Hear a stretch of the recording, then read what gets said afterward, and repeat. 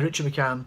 I've been compelled to make this video. It's probably going to be a few minutes in length, maybe even 15 minutes, but this video, or the context of this video, can save your life. Absolutely save your life. And I say that because I'm going to share some of what I've just read in this book, The Gift of Fear, by Gavin De Becker, American guy I believe, invited onto the Oprah Winfrey show, and Oprah Winfrey said the contents of this book are life saving, and they are. Now, the reason I say this is predominantly it's about male on female sexual assaults, rape, and in some cases murder. And what the book teaches us, or taught me, is that fear, real fear, can save your life. It can absolutely save your life. I'm not talking about a fear of speaking or a fear of spiders. That's actually not real fear, it's anxiety. Real fear, as this book title suggests, is a gift because it will save your life. So before I tell you some of the survival signals that we have that will keep us alive, this book starts with a story. I'll quickly paraphrase the story. Kelly lives in a shared apartment. She goes into an apartment, goes up to I think the third of 4 floors, and she drops her shopping bags, and all of a sudden a man appears from down below. So she didn't hear him come in, she doesn't recognise him, she didn't hear him get buzzed in, so she immediately was concerned about who he was, and he picked up the cans of food, the cat food that had rolled down the corridor, and said, "Oh, I'll get those for you, let me get your bags." And because she felt that anxiousness, she or the fear, she said, "Oh no, I'm okay." And he said, no, don't be too proud, let me get the bags for you." And because he saw it was cat food, he said, "Come on, what floor are you on?" And she said, "Oh, I'm on the 4th floor." He said, "Oh, I'm on the 4th floor." Not picking up on the fact that there was only 2 people living on the 4th floor. There was her and her neighbour, and if her neighbour was letting this person in, she would have been on the balcony shouting him down, and her subconscious or her intuition picked up on that, and that's why she was fearful. Anyway, she eventually gave in, and she allowed him to carry the bags up to the 4th floor, got to her door, and she said, "I'll take it from here." And he went, no, I'll take it. Very charming he was, very nice. And he said, "I promise I'll put them in there on the floor and I will leave." He raped her over a 3-hour period, and what happened was when he was finished, when he was leaving 3 hours later, held her at gunpoint and everything. It was horrible, but an incredible story, an insight into how we can keep alive. What actually happened was when he was leaving, he got up and said, "Right, I want you to stay quiet, I'm leaving now, you got nothing to worry about." Shut the the living room window, and out the door he went, down the corridor. Said he was going to get himself a drink of water. She immediately jumped up. She didn't know how, consciously she didn't know why she did this, but she followed him down the corridor with a sheet around her. And he went into the kitchen, she went straight forward, through the living room and went out the door, got into the neighbour's house, and that decision to do that saved her life. See, what her intuition worked out was, why was he closing the window? He was closing the window because he didn't want to be heard what he was about to do. What he did was he went into the kitchen when he said he was getting water. When she heard him opening the drawer, he was getting a knife out. He had killed other people, by the way. So let me share with you one of the particular chapters called Survival Signals. I did say it was going to be 15 minutes, but I tell you what, if you can share this with those that you love, I think we can all benefit from this, but particularly women. My mum was murdered. If she'd have known about this stuff, she would probably still be alive.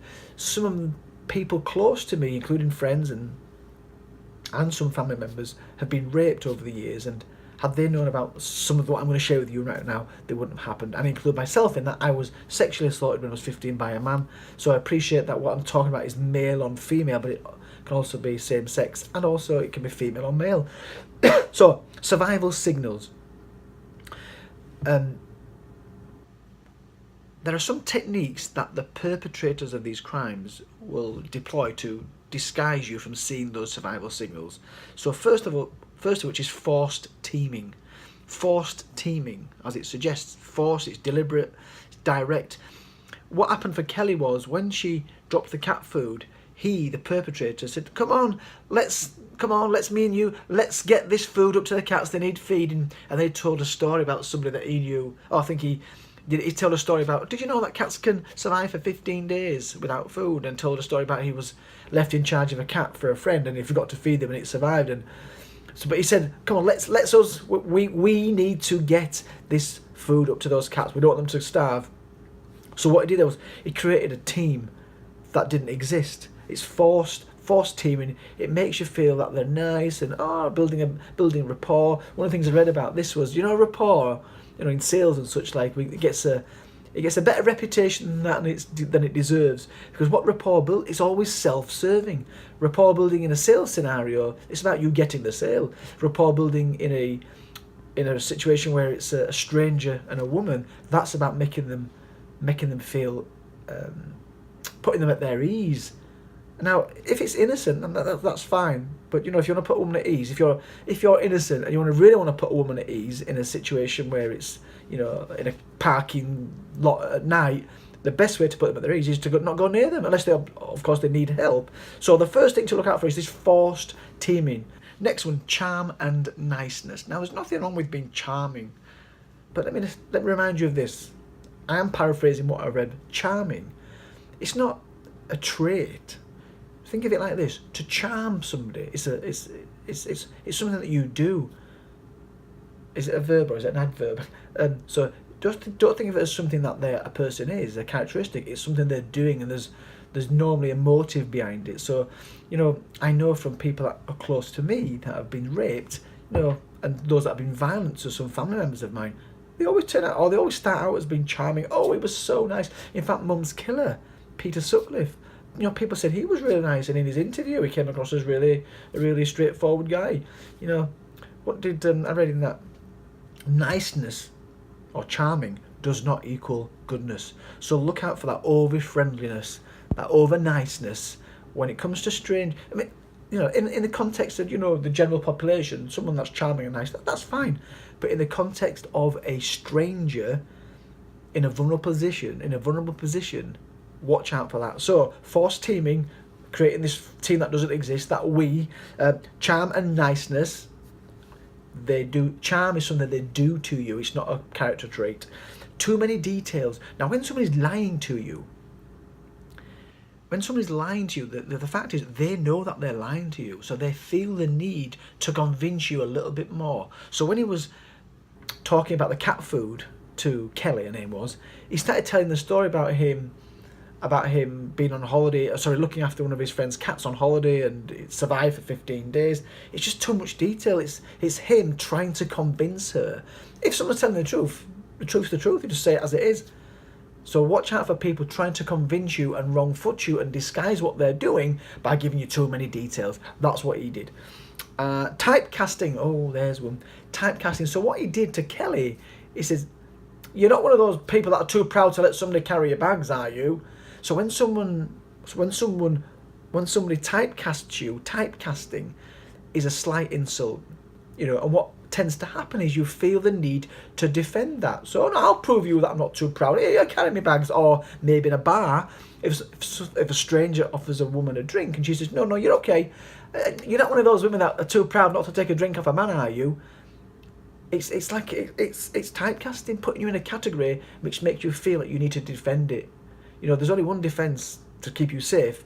No, I didn't ask for your help. I didn't ask for the drink and I don't want it. That's it. I know it might appear rude, but you know what? Better to be rude and save your life or stop yourself being sexually assaulted or raped than upset somebody's feelings. Okay, so watch out for that. So what we had? Forced teaming, creating that charm and niceness when it's not needed. And I remember, I don't want to give too many details about some people that I know close to me away. So too many details. Typecasting, and the next one, loansharking. Now I know about this. So a loan shark, someone that lends you some money, and what they want back is far more than they've borrowed you. Is that right? Not lent you. I always get those confused, lent and borrowed. Anyway, loan shark. You know what a loan shark is? In her case, if he carries the bags, which he did, she feels more obliged to be accepting of his offer of help and be kind to him, not upset his feelings. Now, in my case, when I was 15, last year at school, went out to a cousin's birthday party. I think it was her 18th, and this man, who wasn't even at our party, I didn't know that. We were in a pub. I thought everyone was part of the kind of family and extended family and some of her friends. He was buying me and my cousin drink after drink. I'm only 15, really getting me drunk. Now, so he's giving me things, making me trust him when he wasn't worthy of my trust. Because the next thing, he created this, the forced teaming with me, what he did was he said, oh, I'm the landlord of a pub. Come on, let's me and you go back to the pub and let's get as much drink as we want. More loan sharking, but also that forced teaming. He wasn't my friend. I didn't know him, and well, sexually assaulted me in the pub. Thankfully, I got out of that pub. I threatened to smash the windows, and he let me out. But you know what? We all know people. We all know those stories of young men disappearing and never being found again. Could so easily have happened to me. It happened to my mum. Goodness me, it's a dangerous world out there. So it's really important that we know about the real gift of fear and these things that these, I'm going to say criminals. They are criminals. These potential attackers will do to us or do to your loved ones. So typecasting, loan sharking, the unsolicited promise. What happened in Kelly's case was, got to the door and she said, I'll take it from here. He said, no, I'll put them in. I promise, I'll put them on the floor and I'll come out of the room straight away. Now, here's the interesting thing. It's an unsolicited promise. If somebody promises something to you, it's a bit of a clue. It's like a mirror. They've spotted some concern in your facial expressions, your demeanour. They've spotted some concern of yours and they feel the need to put you at rest, to put you at ease. I promise. Right, promise is not a guarantee. It is not a guarantee. It's a clue. It tells you that they've spotted concern, hesitancy in you, which means your instinct has picked up on something not being quite right here. If they feel the need to promise, it's a mirror. The perpetrator, potential perpetrator, has seen some concern in your face. That concern in your face, that's your gift. That's a clue. Something's not right here. So tune into it. So watch out for those unsolicited promises. And the last one is discounting the word no. No is a complete sentence. It is non-negotiable. If you say no to somebody and they don't accept that and they continue with their charm, they continue trying to pursue you, continue trying to give you a lift, buy you a drink when you said no, disrespectful for the start, but it means that they do not want to, they want to take the power from you and remain in control. If you say no, one of the worst things you can do is say no and then eventually give in. You eventually giving in, as she did. She said no to handing the bags to him. She eventually gave in. That's her relinquishing power, giving him the control. And it suggests, I've got someone here that's going to be a suitable victim. So no means no, that's it. Absolutely not. You may, if you give in to the no, if you allow them to pursue you, persuade you, you might as well have a sign on your head saying, I'm in your control, which is what exactly happened to Kelly. She gave the control over to him and he obviously pursued that. So discounting the word no. No is no. If they continually, repeatedly to try and overcome that, there's something wrong here. There's something, they're up to no good. Potentially. Now, I do appreciate for a lot of these things, a lot of these things go on, charming, too many details, blah blah, about loan sharking. Lots of these things go on in the normal world that are completely innocent. What I'm saying is, in the context of a stranger with a woman, when you put all these things together, the chances are there is some danger here. Be on your alert. No means no. If you're in a car park, or a parking lot, as they describe it here, putting your bags in a car, and a man comes up to you at night, and it's alone, it's not, no, none of this niceness, no, it's okay, I'm alright, no, do you know what you want? Do you know what you need to be saying? No, it's okay, I didn't ask for your help, and I don't need it, thank you. That's it. Is much more likely to move away and move on to the next. It sounds awful, really. Move on to the next victim. What we need to do is share this as much as we can, so that more and more people. So there are no victims. Of course, there'll always be victims. I'm afraid, because we're in a world that these things happen. I know from personal experience, not just from myself, but with my mum losing her life to Peter Sutcliffe. I suspect that when she got into his car, there'll have been things going on that alerted her subconscious, the fear that really kicks in, that'll save your life, that she discounted or she ignored, or he did a good job of distracting her, because that's what happened. He came across, Peter Sutcliffe, as a very charming man. Listen, let me just recap then. So when it comes to these methods, look out for these methods, particularly in the context of a strange man and a woman. Forced teaming, the use of we, you know, making it out like we're in this together. Or charming and niceness. Charm is something people do, not that they are.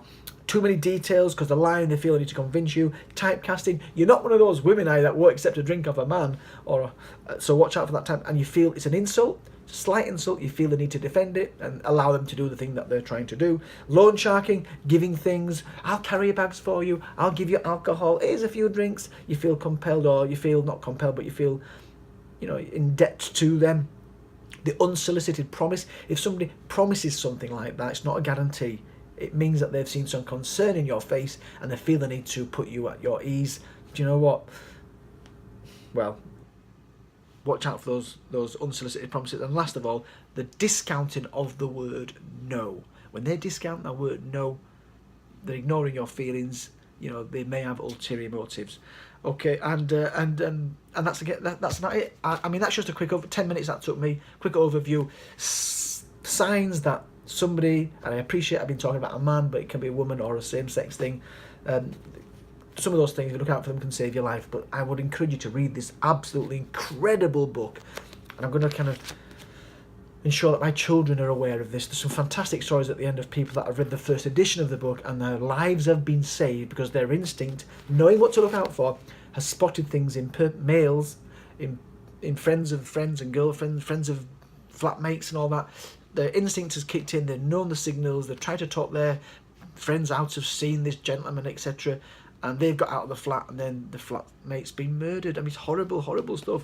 So it is life-changing. I will just mention another thing that I did scribble down here. The messengers of intuition starts with nagging feelings, persistent thoughts, humour. What I mean by humour is if, for example, somebody is off sick at work. I'm just making this up now. He's off sick at work, and then you hear some crackers in the car park. If somebody in humour says, "That's not Johnny with a rifle, is it?" That humour could be a message that actually it probably is true, or there's a chance that it could be true. If your humour comes up with it, there's a chance that it's in there somewhere. They thought that it could happen. Wonder, anxiety, curiosity, hunches, gut feelings, doubt, hesitation, suspicion, apprehension, and then ultimately fear is the extreme example of these messengers of intuition. Look out for them. Read the book. I'm Richard McCann. Share this with the world. And goodbye for now. Stay safe.